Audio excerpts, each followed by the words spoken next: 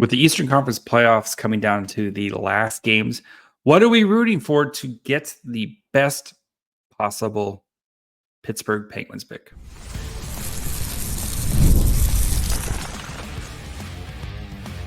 You're Locked On Sharks, your daily podcast on the San Jose Sharks, part of the Locked On Podcast Network, your team every day.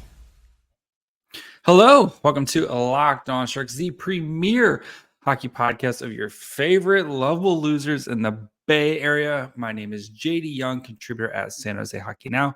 I want to thank you for making Locked On Sharks your first listen, proudly part of the Locked On Network. We cover your team every day, even when they play an unmentionable game, which we are not going to mention in this episode. So if you want to be an everydayer, all you have to do is just follow wherever you get podcasts. And of course, you can watch on YouTube as well. And today we're going to be discussing the Penguins pick. So kind of the scenarios that we as Sharks fans should be rooting for as we get into the kind of everybody's in their last game or second to last game of the season. So we're going to look at the different scenarios to try to get that Penguins pick as good as possible. And then kind of discuss the repercussions of that. Plus, we're also going to be looking at the Sharks and the Barracuda announce their award winners. I'm going to give you who I had winning, and so that way we can kind of compare. I'll give my thoughts behind that. So before we get into all that, do want to let you guys know that today's episode is brought to you by Game Time. Download the Game Time app, create an account, and use code LOCKEDONNHL for $20 off your first purchase. So we're not going to be talking about a certain game that happened because, that was not a fun thing to witness. So we're going to be looking ahead. What are we rooting for here as we're trying to get the best possible pick out of the Pittsburgh Penguins pick, which is now almost, we'll get to that, almost guaranteed to be the Sharks pick. So, all right, let's start with kind of where we are at in the standings here. So as of, Saturday or Tuesday night, Monday night, whatever night we are, this season has been way too long. Right now, the Penguins, so we're getting close to our kind of final clinches here. The NHL standings look like this, where you have the Islanders have clinched, right? So they've clinched theirs. They're in the playoffs. They clinched tonight.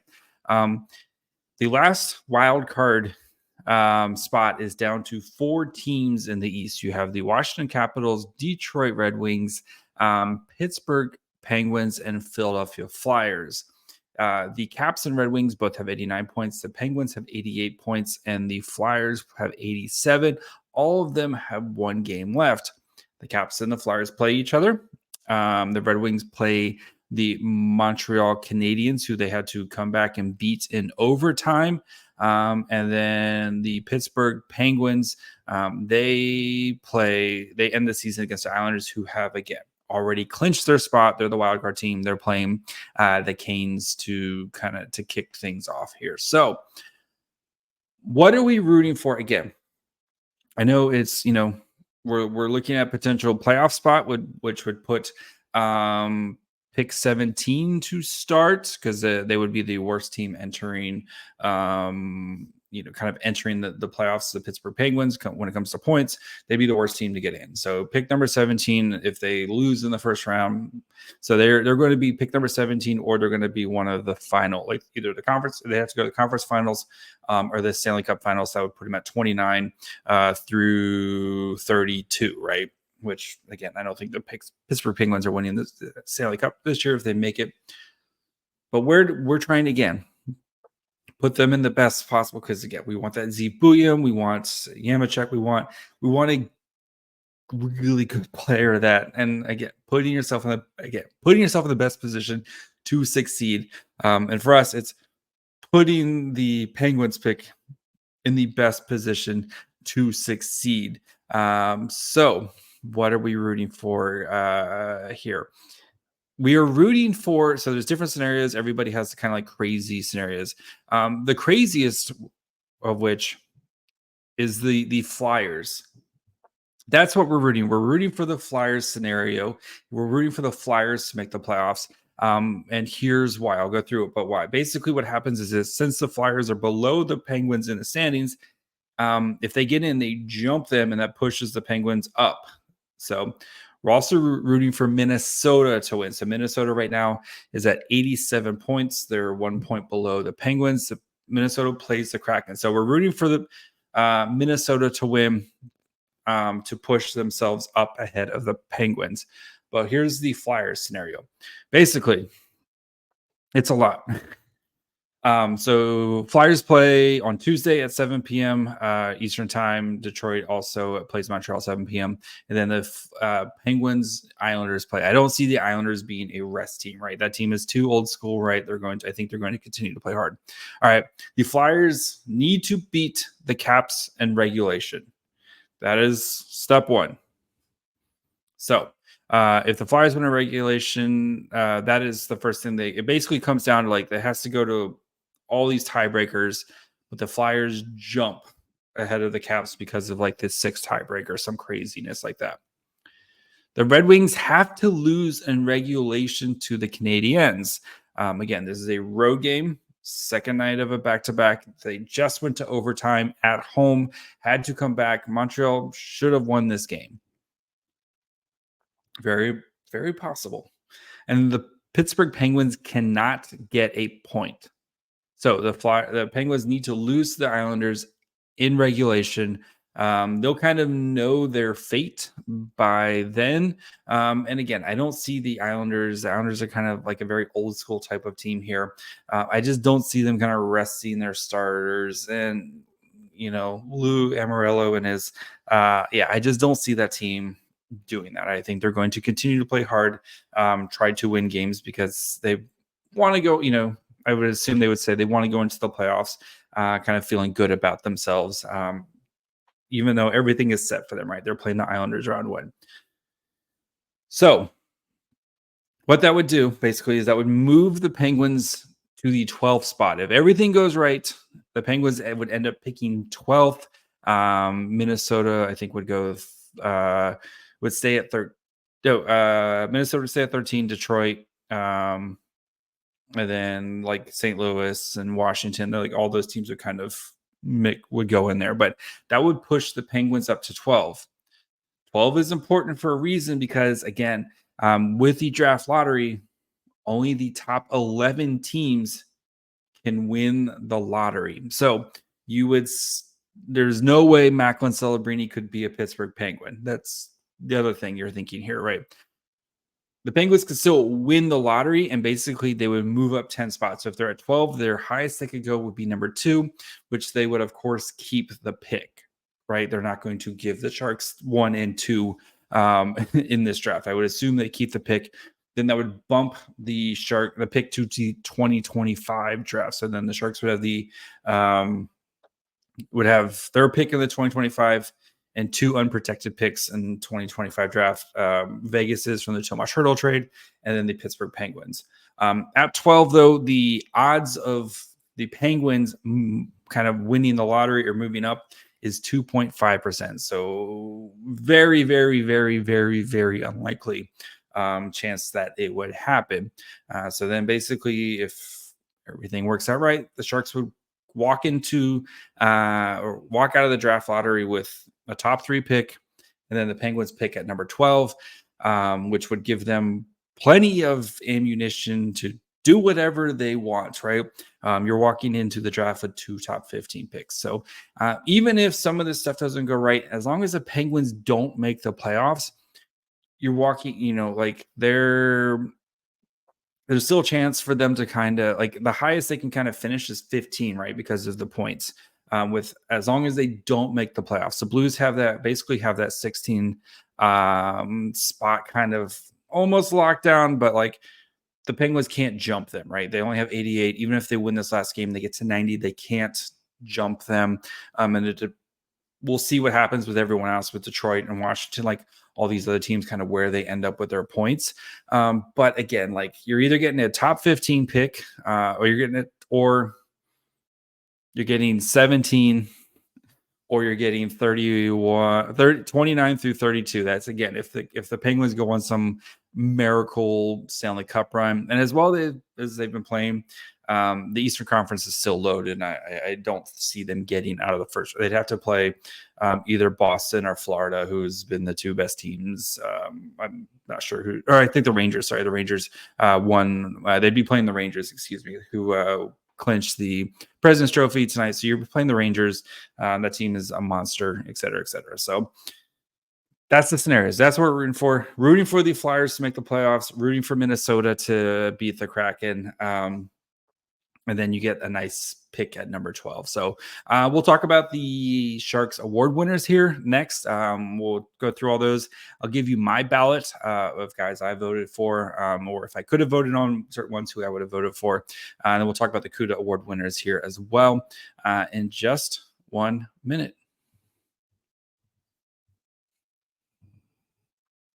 If you want to go get tickets to maybe go catch a Giants game, go catch an A's game, you need to check out Game Time because they are the authorized ticket marketplace of Major League Baseball.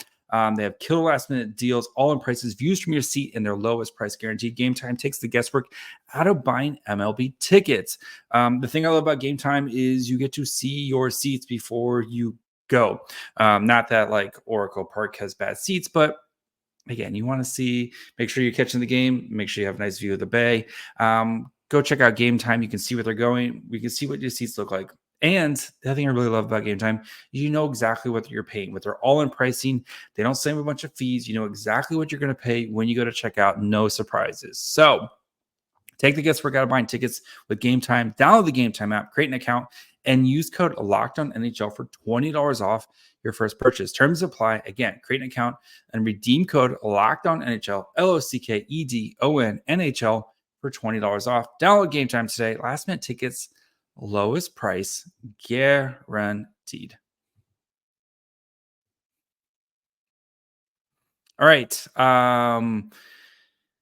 The Sharks award winners. So we'll go through what the actual awards were, and then I will talk about who I voted for, and if a scenario where we could have voted, who I would have voted for in that time. So I will start with the big one, the Player of the Year, who Mikael Granlund won the award. I actually voted Mackenzie Blackwood, and again, you're either or here, right? Mikael Granlund had a great season. We'll talk plenty about Mikael Granlund this offseason, but I went with Blackwood for here's my reasoning behind that. One, I think Blackwood had a much harder kind of road this season. And while Granlund was amazing and the Sharks wouldn't be where they were without Mikael Granlund, he also had, Tomas Hertl for a good chunk of the season. Like he had players around him, while Mackenzie Blackwood we saw the Sharks defense, and I think Mackenzie Blackwood played out of his mind for majority of this season. So I rewarded, again, you're kind of splitting, picking nits here, splitting hairs, whatever you want to choose there. But I went with Mackenzie Blackwood, especially too with the black hole that has been the Sharks goaltending. I rewarded him for that kind of turnaround there.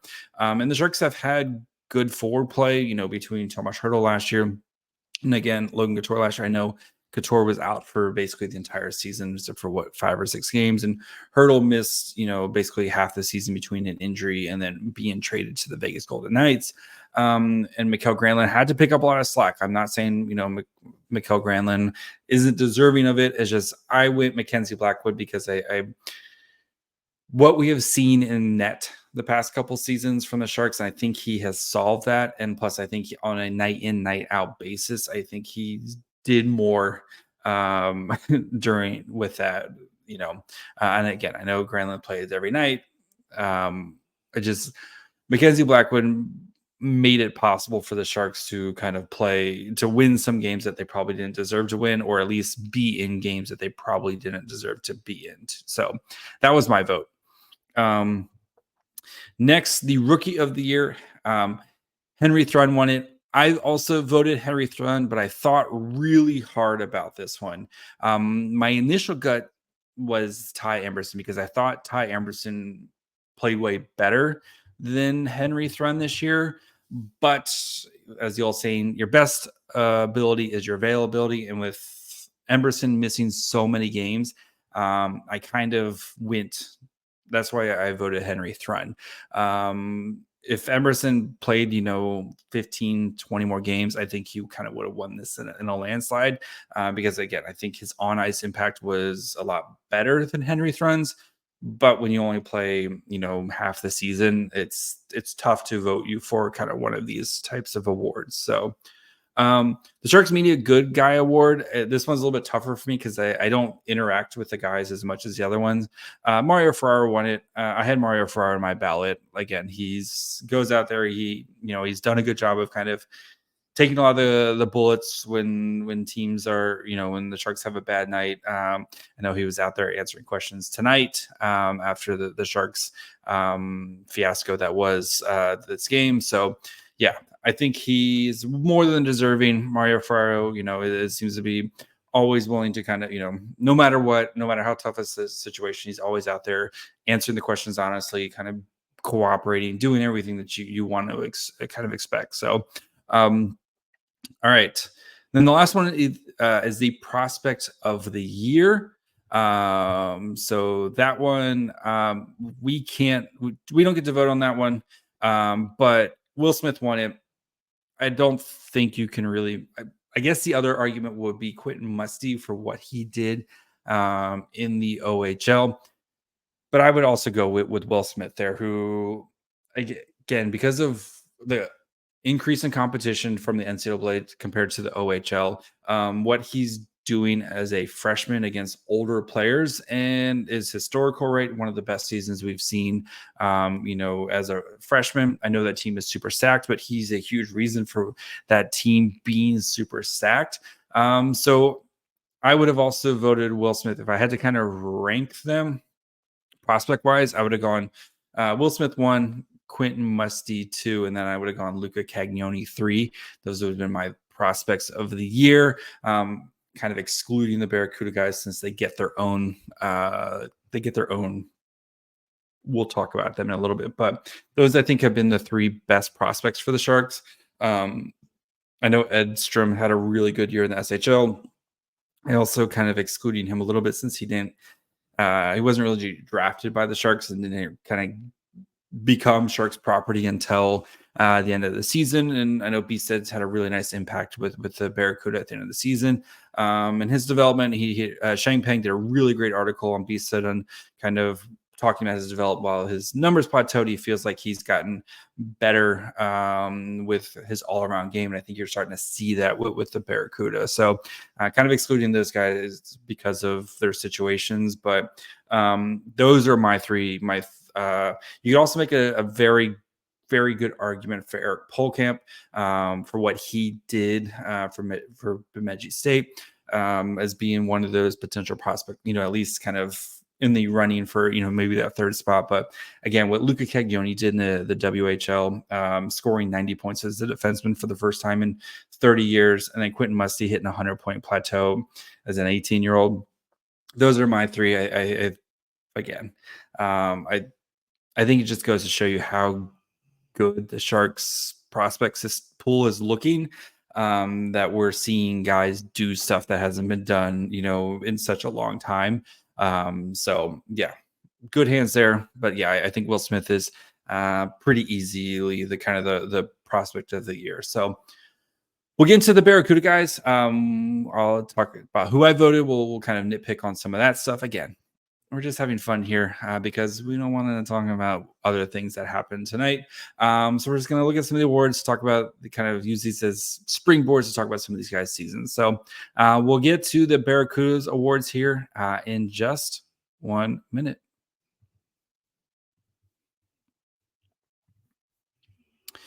We've all been there, either as a player or a fan. It's halftime and the scoreboard is not looking good. You're feeling low. Not sure if you or your team can pull out a win, and then you dig deep, lift your head up, say to yourself, time to get back in the game, pull off some bank heists, and take as much of my friends' money as I possibly can. That's right, the smash hit mobile game Monopoly Go lets you compete with your friends to get the most richest and the biggest empire. It's a monopoly you love, but on your phone anytime with tons of new twists, including leaderboards to compare your progress to your buddies. There's so much to do. You can play on countless dynamic monopoly boards, make your friends bankrupt by smashing their landmarks with a wrecking ball, and charge other players rent for your iconic properties. You could even work with your friends to crack open community chests and tournaments to get extra rewards and climb the leaderboard. So get back out there, put on your game face, and download Monopoly Go, now free on the App Store or Google Play.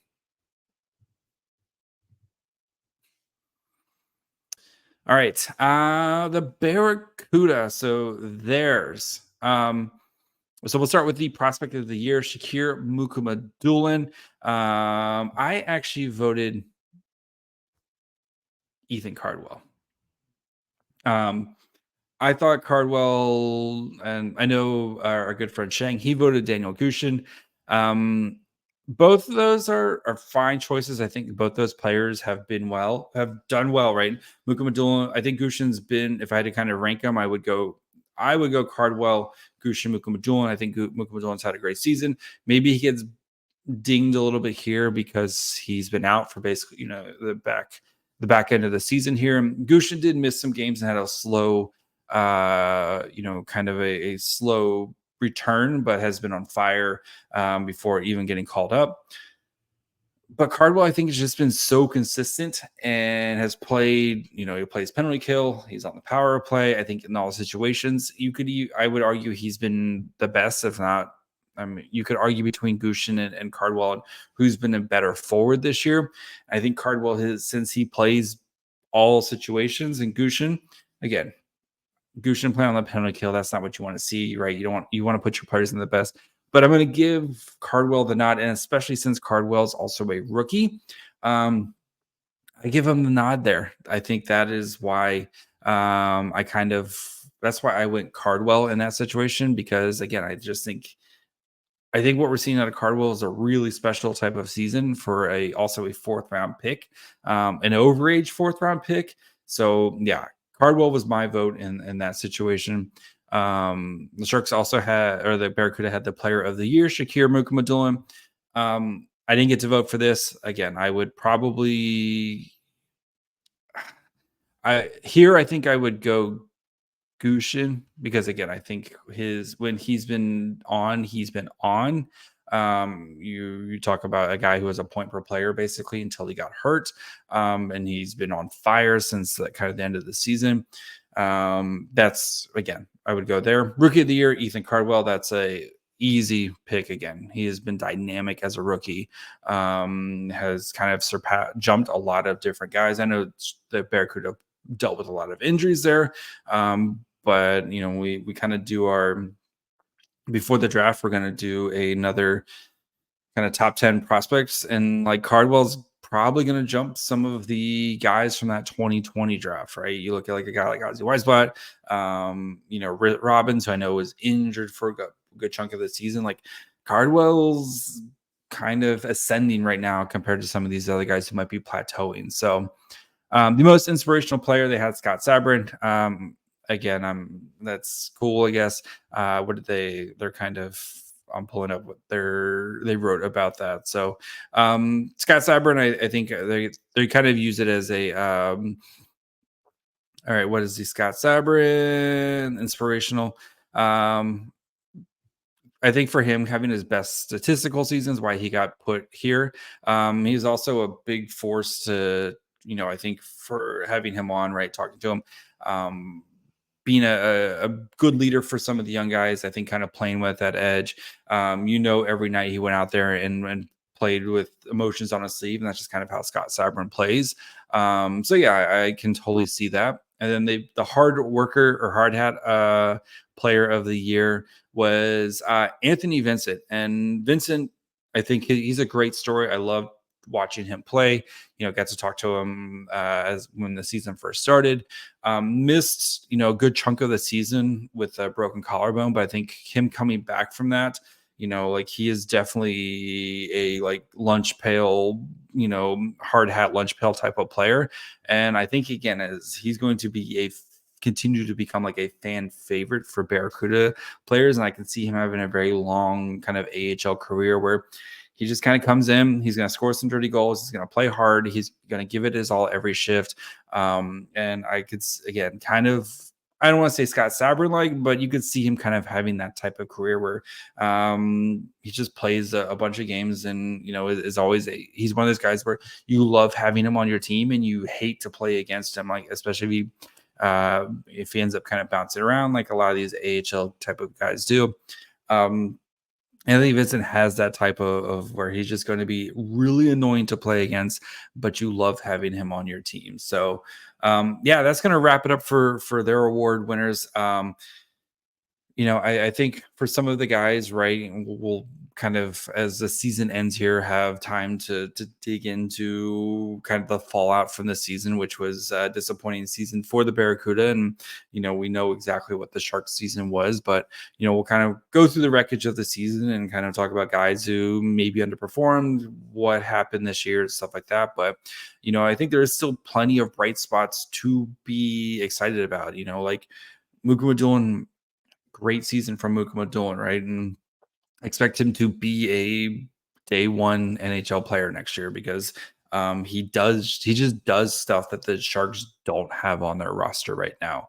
Daniel Gushin, I expect to be a day one NHL player next year because of, I mean, every time he plays in the NHL, he makes stuff happen. And of course, he's not the perfect player, right? But I think he's going to add something to the Sharks that they just don't have enough scoring on this team, right? For a team that averaged 2 goals a game, basically. You know, Thomas Borlo, we're seeing him play in the NHL now and looks just like a different player. So yes, while this season was very disappointing on a lot of fronts for a lot of people, there's still a lot of bright spots and good things to take you know, from it. And we'll spend plenty of time this offseason doing that. So that's going to be it for me tonight. We'll be back tomorrow with another draft profile, kind of continue to look at those guys who could be available for the Sharks, especially with that Penguins pick, as we're, again, go Flyers. We're kind of homing in on that. So make sure you guys come back for that tomorrow. And then we'll kind of start getting wrapped up here with the last game of the season. Last game of the season, Thursday night. So plenty of good stuff coming out. Make sure you guys are following wherever you get podcasts. And of course, you can watch on YouTube as well. Follow the show on Twitter, Facebook, and Instagram at Locked On Sharks. You can follow me on Twitter at MyFryHole. Until tomorrow. Bye, friends.